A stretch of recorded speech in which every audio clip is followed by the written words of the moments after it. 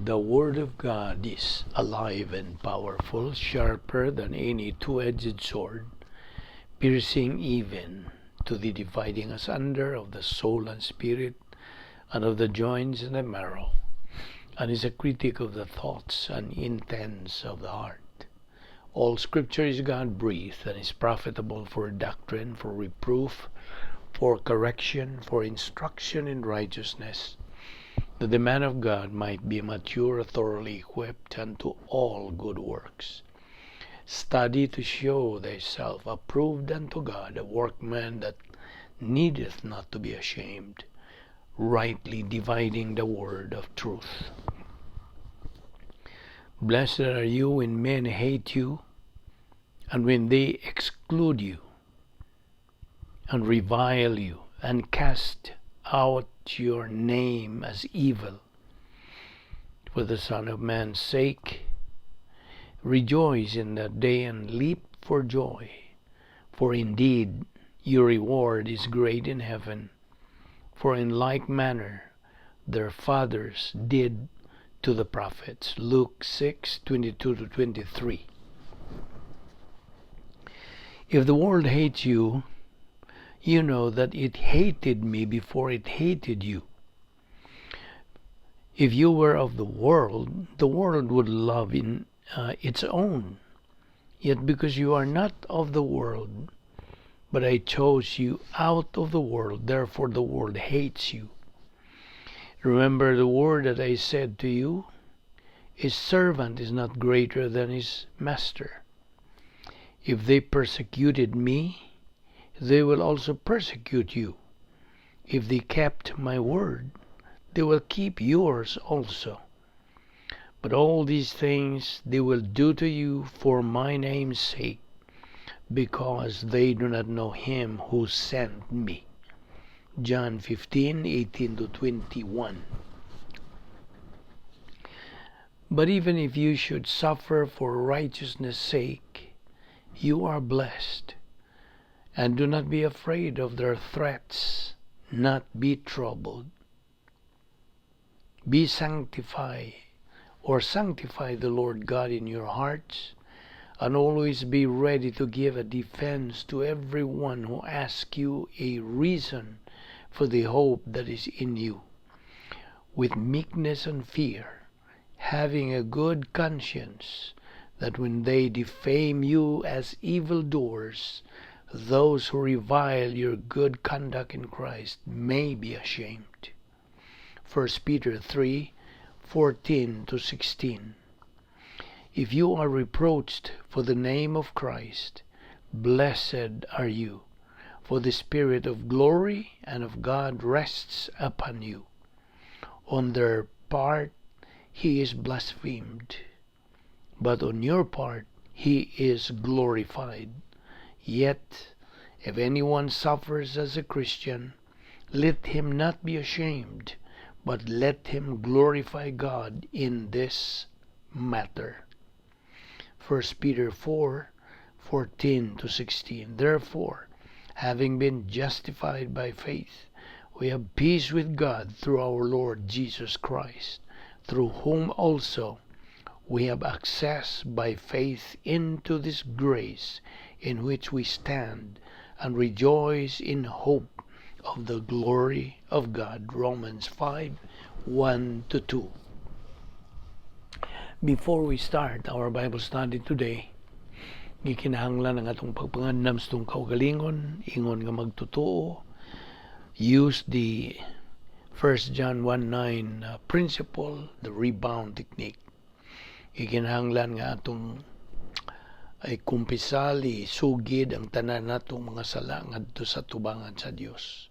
Kay kini makababag sa atong pagtuon sa pulong sa Dios. 1 John 1:9, if we confess our sins, God is faithful and just to forgive us our sins and to cleanse us from all unrighteousness. Alang kanimo higalang wala pay kaluwasan, believe on the Lord Jesus Christ, and thou shalt be saved. Acts 16:31. Diya usab sa John 3:3 o John 3:7. except a man be born again, he cannot see the kingdom of God. Busa, sa hilo magandam ta sa atong kaugalingon. Let us pray.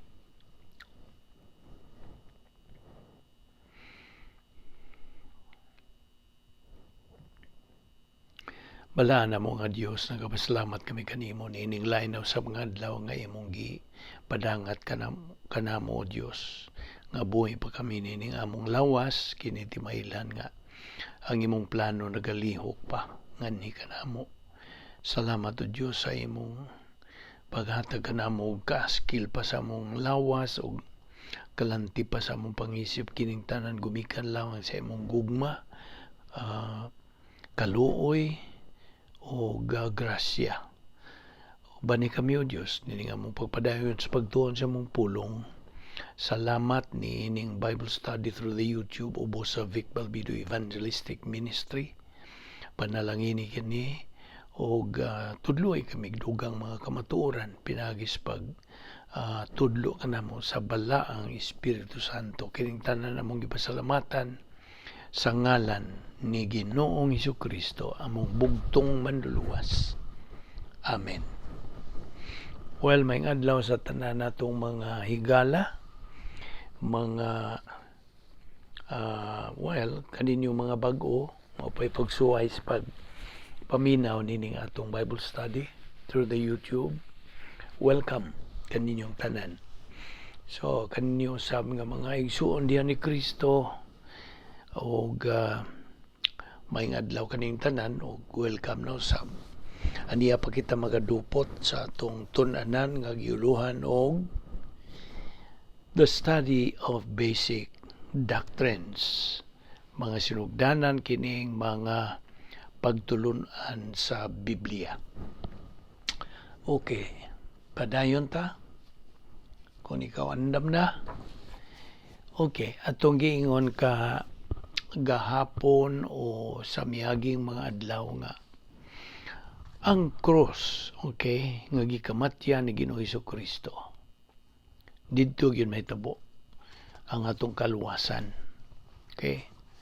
Now the cross nga where a person is crucified sa dihang ilansang sa katao atong panahon sa Bible times pa kadto mao toy ilang capital punishment.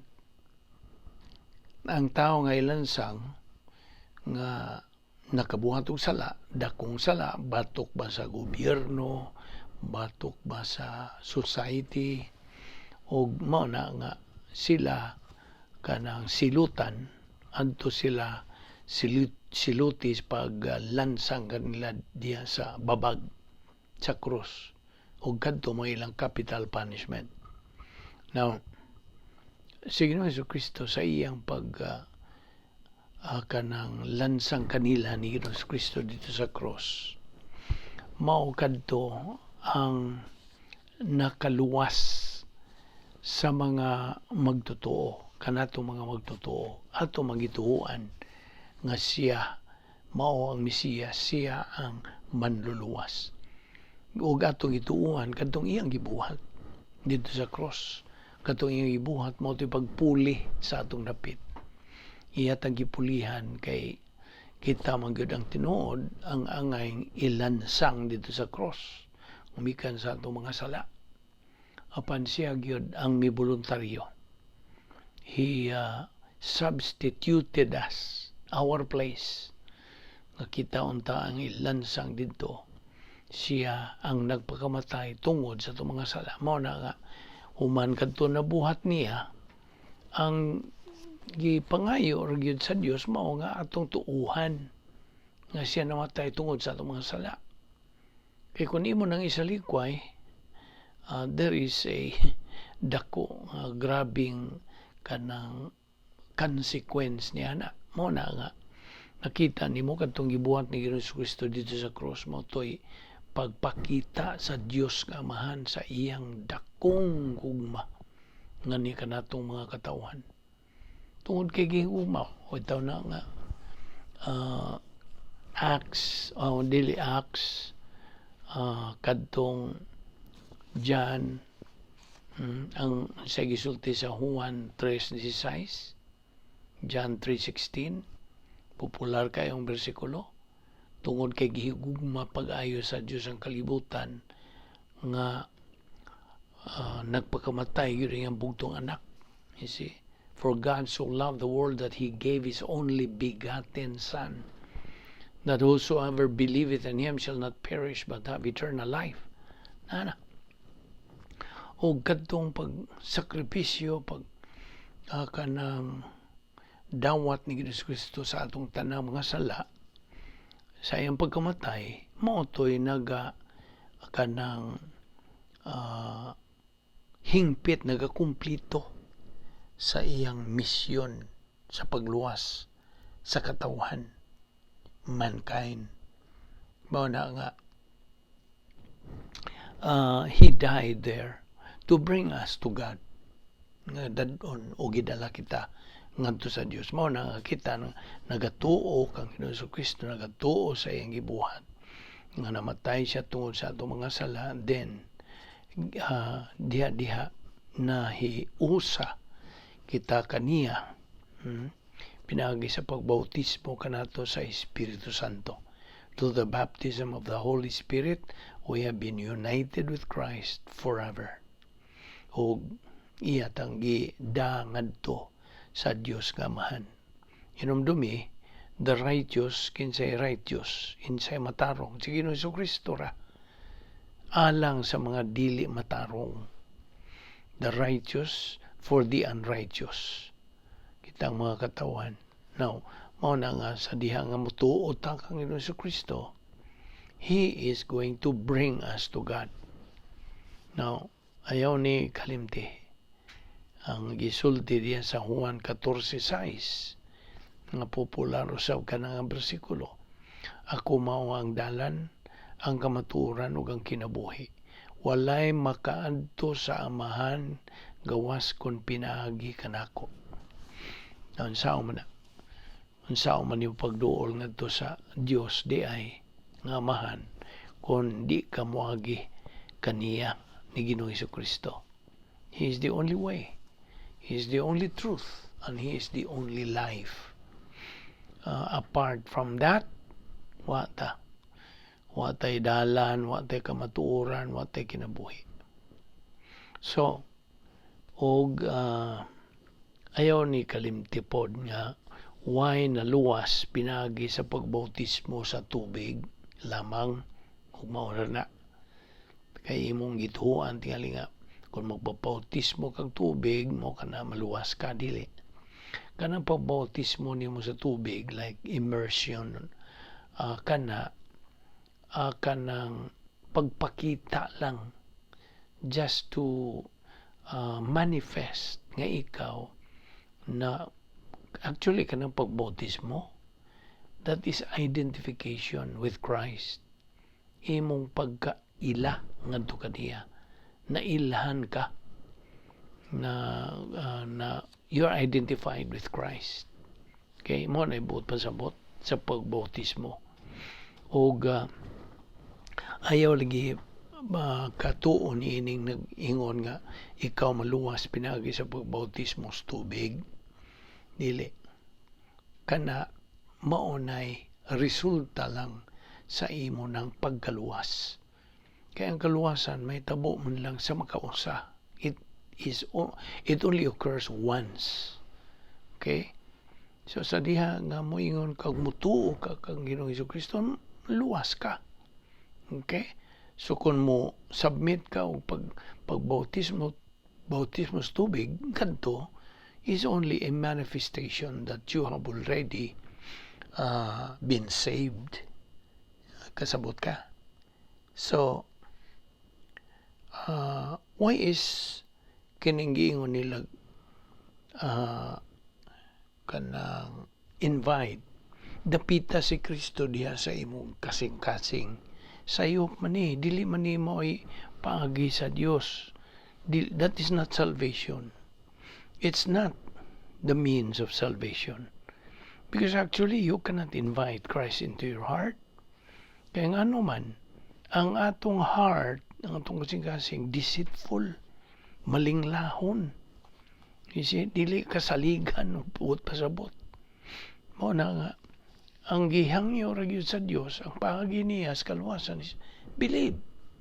Tumo ka kang Ginoong Kristo ikaw maluwas. Kana grasya na. Episo 2:8-9 ang sige sulti. We have been saved by grace through faith, that not of yourselves. It's a gift of God, not of works, lest anyone should boast. Na. Diha sa 1 Pedro 2:24, who himself bore our sins in his own body on the tree, that we having died to sins, etc. Mao na kana ang bersikulo nga nagasulti niya na. Now, okay. Antaragot nining 10 problem-solving devices na hinudong ka pa ba?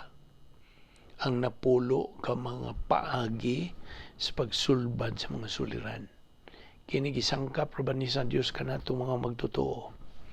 And I hope na sag-o na po na nimo, you have learned that by heart already nga kanang God has already provided every believer 10 problem-solving devices aron ma-maintain niya ang iyang pagka-espirituhanon. Na unsa man niya atong i-review, no? What are these 10 problem-solving devices nga ipagamit sa Diyos kanato mga magtotoo? Well, ang nag-unag yun ni mao ang rebound, ang pagsugid sa atong mga sala. Kaya mo man na, that's the key. That's the key to it all. Kaya kung kay nabuhat nga sala, kinahanglan ka na isugid ngadto sa Dios, imong admitihon ang kunon, you see, imo nang i-confess. Kaya ang original nga pulong God sa Griego, bahin ni confess is homologeo. Homologeo. Na igor ang imong hinganlan. Just name, enumerate, cite, kanang admit. Mo na ang pasabot sa confess, admit, acknowledge. Mo na ang gitawag og rebound. So that is the key. Mo ni una. That's the first kanang problem-solving device. Number 1, rebound. Sunod, kanang feeling of the Holy Spirit. Of course, you will be filled by God the Holy Spirit. Human ka, musugid sa imong mga sala. Kunya, ang sunod, mo ang faith rest drill. Faith rest. Kana, teknik na nga gisangkap sa Dios aron sa pagsulbad sa atong mga suliran. Okay? Faith rest drill. Mao bitaw na hyphenated man ang faith hyphen rest. Faith, pagtuo ka na. O kanang faith rest life manguna ang but pasabot. Kinabuhi na nga may pagtuo nga nagdala og pahulay. You see? Faith rest mo na ikatulo, ikaupat, grace orientation, nga ikaw maanad ka na sa grasya. You are oriented sa grasya mo na ikaupat. Ikalima, ang imong pagka-anad na pod sa doktrina, doctrinal orientation mo na ikalima. Ikaunom, ang imong personal nga gugma ngadto sa Dios. Mano ikaw nom. Ikapito, ang imong impersonal nga gugma ngadto sa imong isig ka tao. Impersonal love for all mankind. Ang sunod, mao ang unsa, inner happiness. Sulod nun nga kalipay. Kalipay. Kana pagsulbad po na sa mga kaguol tingali, mga kabalaka na nakay kalipay. Okay? Kung imo lang nang maangkon mong kalipay sa diha nga nagapadayon kas pagsibog sunahan sa imong Kristohanong pagkinabuhi. You are advancing. You see? Kung wa po ka malahutayon, magmakugihon, magmasigihon sa pagtuon sa pulong sa Dios, dili pud niya masinati nimo. Kasabot ka. So mo na inner happiness or sharing the happiness of God. Ang ikasiyam, ang imo ng personal sense of destiny. Personal sense na nakay pag-ila, personal nimong pag-ila sa imong sigurong dadangatan. Kung ibaw ka na unsay imong sigurong dadangatan, ang langit uban sa Dios, eternidad. Kunya ang ikanapulo, the 10th problem-solving device mo kanang imong pagka-okupado na kang Ginoong Kristo. Occupation with the person and character of our Lord Jesus Christ. Siya na gyud mao'y number 1 sa imong kinabuhi. Kasabot ka? So, okay, niining na po. Okay, mangutana ko nimo be. O makatubag ka ba niini? Niining na po nga itong gipanghisgutan nga mga paagis pagsulbad sa mga suliran. Kinsa nagsangkap na ito nini? Ang Diyos. Now, niining na pulo, pila man ang kanang wa magamit o dili magamit, they were not usable ni Ginoong Kristo. Samtang din pa siya sa iyang pagkatao, sa iyang humanity during his hypostatic union.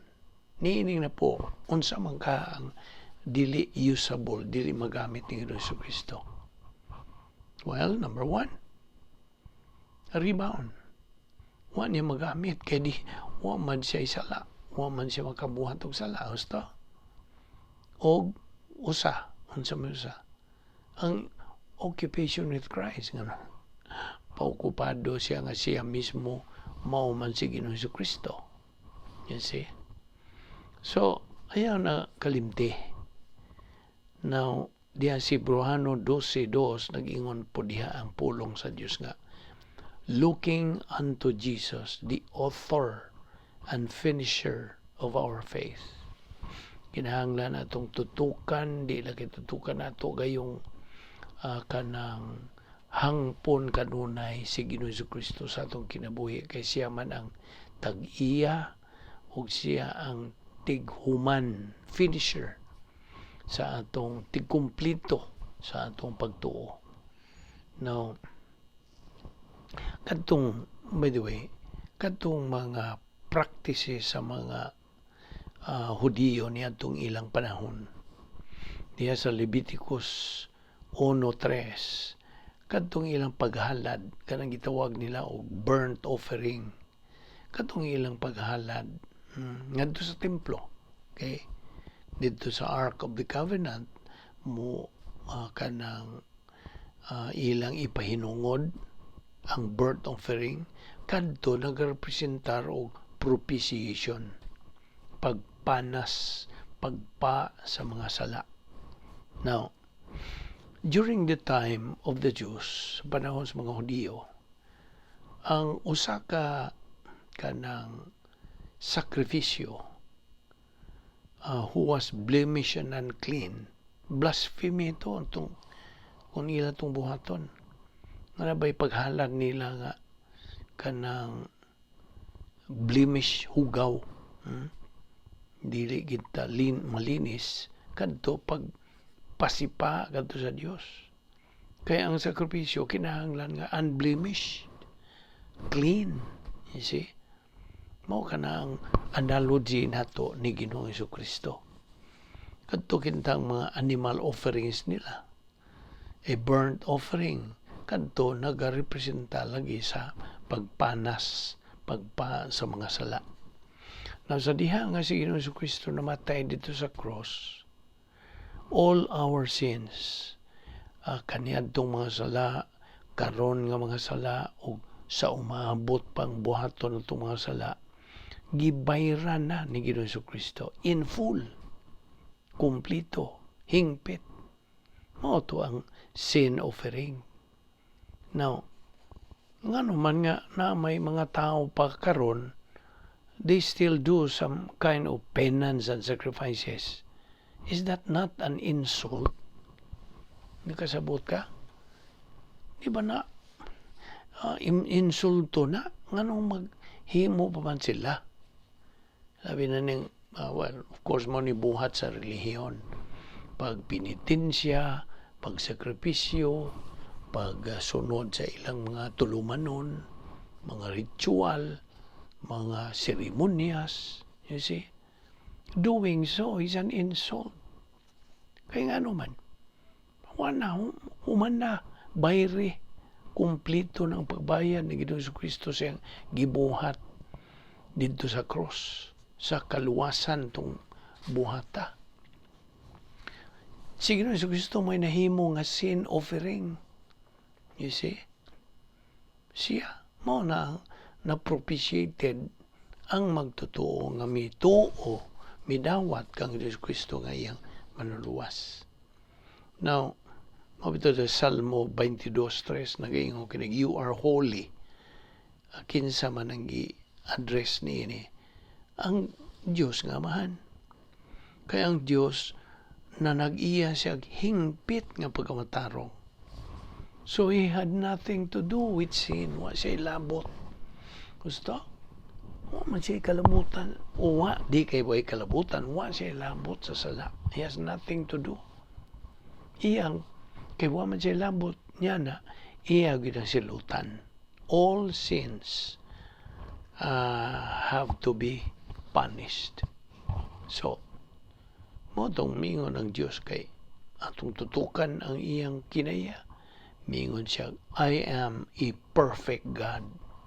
Hingpit ko nga Diyos. Ang mga paagi sa Diyos, ang iyang plano, ang iyang tuyo, iyang kabubuton, puros kinihingpit. Perfect. Mao, nga we need to know all this diha sa pulong sa Diyos. Mao ni atong itun-an. Kasabot ka? Mao kini atong sigig tuon kada adlaw. Ipangtun-an nato kini balik hangtod matsilsil na gyud na sink in na gyud sa atong mong nagitawag og inner sanctum of our soul, sa atong pagkakita ng mga anak sa Dios. Mga anak na mga sa Dios. Dili na ta ordinaryong tao nga ordinaryo din is kalimutan. We are kanang saved by the blood of our Lord Jesus Christ. So mo tong ayaw gyud kalimti katong iyang gipanglitok dito samtang gabitay siya dito sa cross. Naga anto siya dito. Alang ra kanimo, tutuki na. Samtang gadukpa siya sa cross, gibitay siya dito kanang ila paganing giduslak ang iyang kilid, migawasang sagol na tong dugo og tubig. Now, ilang giayo-ayo gyud nila ang anak sa Dios. Mao tong miingon si Kristo nga Mateo 27:46 usa siyang gipamulong samtang didto siya nagbitay sa iyang isulti. Ili lama sabaktani. Aramaic na. Unsa may but pasabot? Well, sa Grigong pulong kini ili lama sabaktani Aramaic man na. Kung ato ihubad ngadto sa Grigong pulong kini nagingon, Teemo hinantime igkatilipis. Grigo na. O sa in English, of course, that's a very common English. My God, why hast thou forsaken me? Ito iyang gipamulong. So mao na nga kadtong pagkamatay espirituhanon, spiritual death ni Ginoong Jesucristo dito sa cross, kadto gitawag og judicial spiritual death. Judicial. Ano siya may pasabot? may kalabutan kini sa unsa balaod judicial spiritual death kay gi-impute gi kanang hatag gibutang adto kaniya kay kini kung imputation English maning pulong o ato ni hubad sa Latin imputare mo kanay Latin nga pulong unsa but pasabot to reckon to charge kay to reckon to charge pero pag imong ipasangil inon na to walang uban mo hubad nila o ilang gihubad kini pasangil or sa atong street language tingali atong ingong gidakdak hatag okay inon lang nato sa simple na paghubad. Now dunay duha ka kategorya sa imputation. Ang una nini gitawag og real imputation. Ikaduha judicial katong giingon nimo, meaning imputed to somebody because it is just. Pasangil nila nato makatarunganon nga ipasangil. Now what is real? Unsa may pasabot og real imputation? Now ang tanang katawhan, tanang sakop sa kaliwatan sa tao kanang deklarar man kita nga mga spiritually dead although physically alive kana sa wa pa ta maluwas. Okay? Kaya mao man lagi ni kanang kahimtang sa tanang tao may mugso ning kalibutan na tungod sa pagpanunod nato sa salang panulundo ni Adan ug ni Eva. Okay? So all people are spiritually dead although physically alive. No? Okay. Tutukir gud ni ang tanan nga mahimugso ni kalibutan na. Okay? Apil ta niyan tungwa pa ta maluwas. Tanang tao nining kalibutan na gideklarar nga patay spiritual. Spiritually dead. Na unsay ibot pasabot? Spiritual death. Kini nagpasabot nga kita nahimulag gikan sa Dios sa hingpit gyud nga paghimulag totally separated from God. Wa tay bot pasabot nga wa tay connection, wa tay labot. Ang Dios way labot nato. Gubikan to kahimtang lagi nga na panunod nato sa atong una ginikanan. Spiritually dead. Patay spiritual. Naimulag sa Dios sa hingpit. Apan buhi sa lawas. Anang imong makita karong nining kalibutan na nga daghang mga tao nga galakaw-lakaw, dagan-dagan, suroy-suroy nining kalibutan na buhi physical apan ang tinuod nilang kahimtang spiritually they are dead. Kasabot ka? Patay. Kay mao manay formula nga na apply natong tanan. Why makaiskapo niini? Now, okay, balik ta niya atong isgutan. Ang hustisya sa Dios maoy mo impute, maoy mo pasangil. Ubos kinis prinsipyo of gitawag og antecedent. Bot pasabot ning antecedent mura bag gipasangin la ng daan. Okay? Manay giingon. So ubos na prinsipyo na ng antecedent gipasangin la ng daan. So diha sa judicial imputation ang pagka-omnipotente, pagka-labaw makagagahom o sa hustisya sa Dios mao'y naga-impute sa tanang mga sala of all people ngadto kang Ginoong Kristo. Okay? Sundan ni. So ang tanan atong mga sala didto gibutang kanang gipasangil ngadto kang Ginoong Kristo. Tanan mga sala sa tanang mga tao. So what is being imputed? ang atong tanang mga sala. Now, nabito sa 2 Corinto 5:21, 2 Corinthians 5:21, God the Father made our Lord Jesus Christ, who knew no sin, to be sin on our behalf. Na, gihimo siyang sala tungod sa ato ug alang kanato. You see, nga wala ba siya ilabot sa sala? Wa gyud makasala. Bisa gamay na lang wala. Now, Hebrews 4:15, for we do not have a high priest who cannot sympathize with our weakness, but was in all points tempted as we are, yet without sin. Underline that. Wa gyud siya nabuhat nga sala. So, diha po sa 1 Juan 3:5 nagaingon po diha, in Him there is no sin. Diha kaniya wala gyoy sala. So mo to nga si Ginoong Kristo mao'y hingkalifikar, was qualified to go to the cross because He had no sins. Sinless si Ginoong Kristo. So, human kita maluwas after we got saved, God imputes His perfect righteousness to us.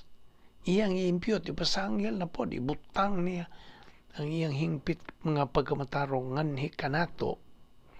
So, nadawat na to kini mosunod niya itong higayuna.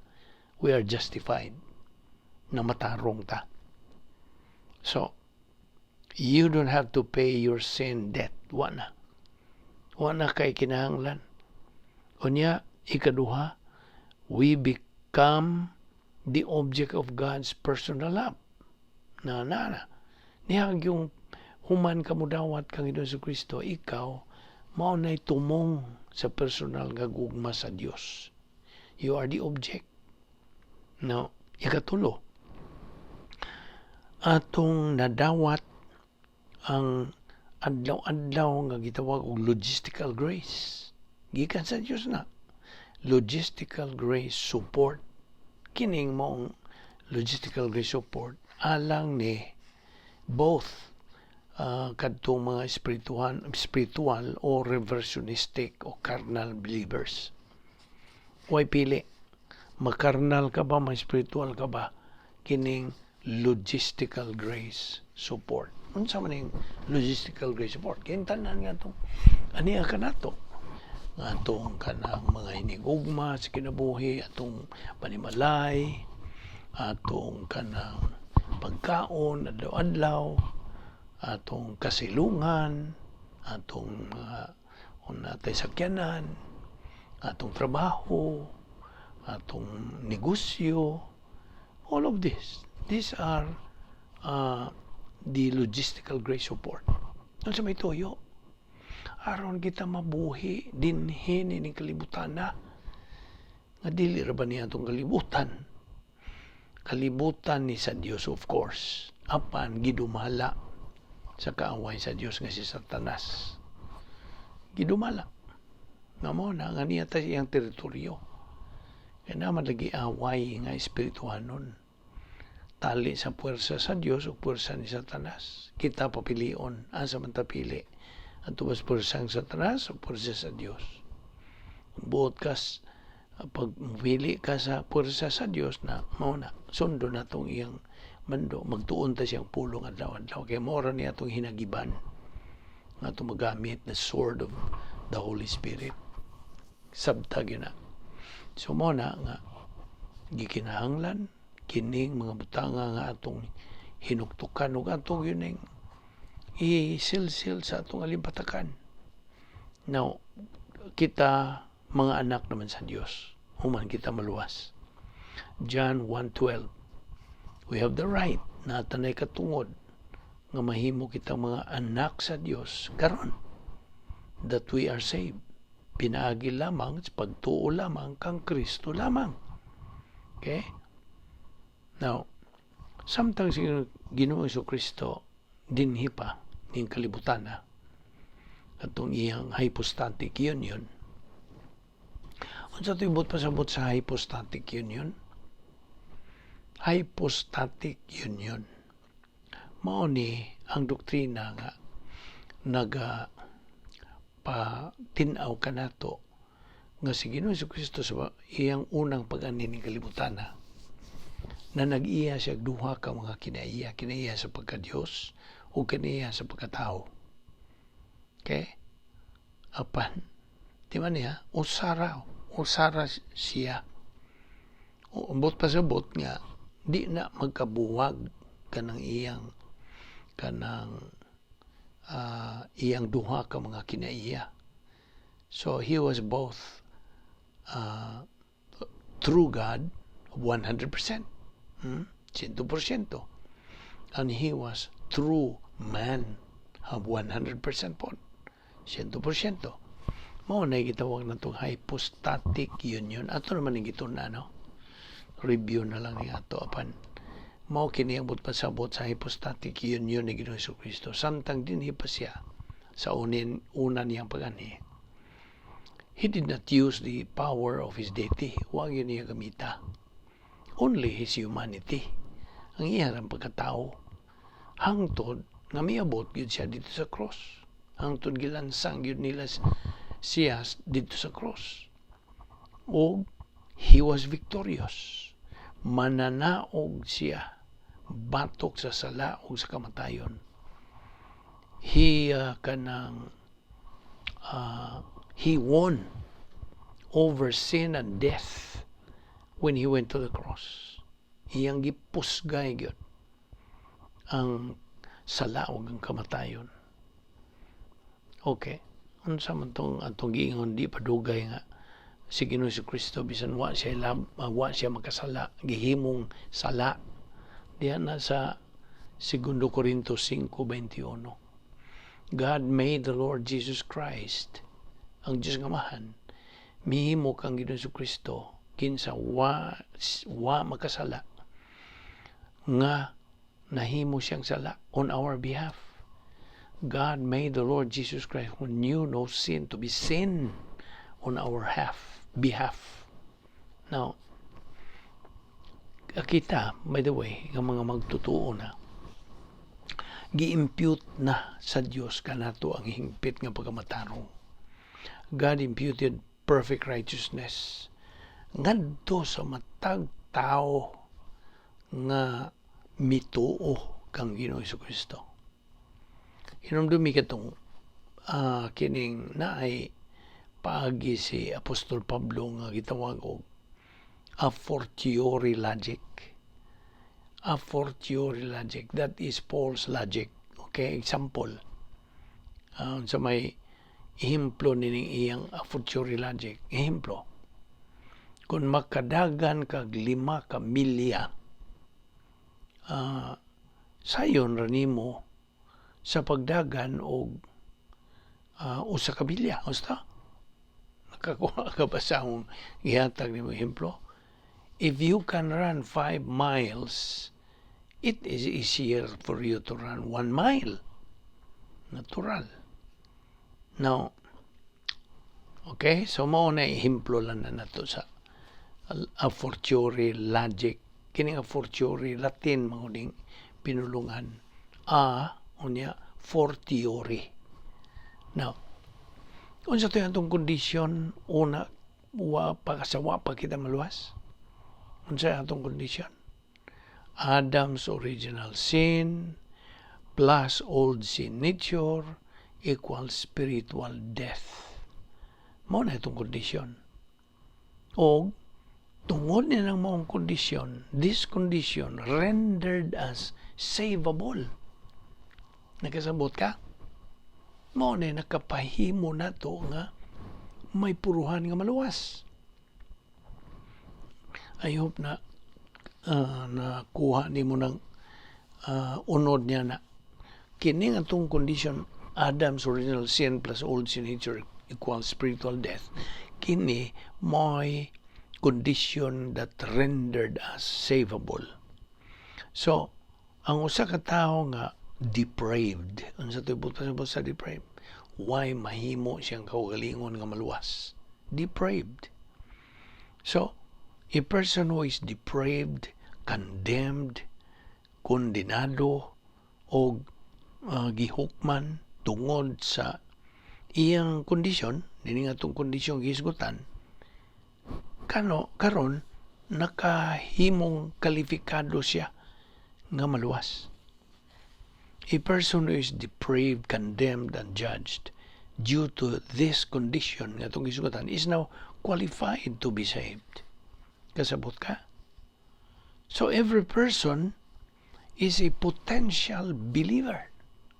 Depende na sa iyang desisyon nga himuon gikan sa iyang kabubuton. Kasabot ka? So, og moingon siya, mutuo siya, luwas. Apan kung musalikway siya, condemned. He is condemned. So, mao kana ang atong gitutukan. Apan ayaw, unaw na angap, moingon, nabitay uban nga imong sangyawan, moingon mo sila, di na ko makinahanglan na ni imong isangyaw, kay okay raman ko, buutan man kong tao, maing tao man ko.